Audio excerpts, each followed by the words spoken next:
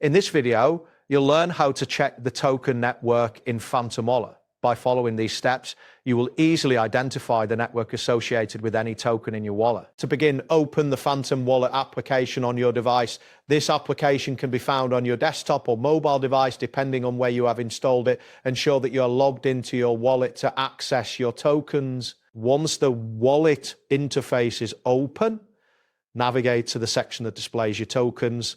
This area typically shows all the assets you currently hold within your Phantom Wallet.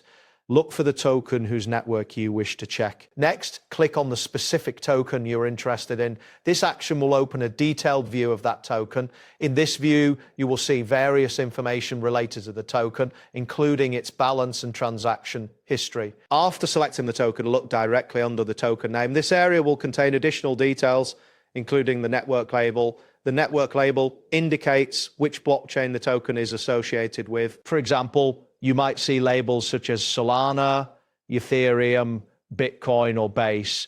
Each label represents a different blockchain network, which is essential to understand for managing your assets effectively. That completes the process of checking the token network in Phantom Wallet.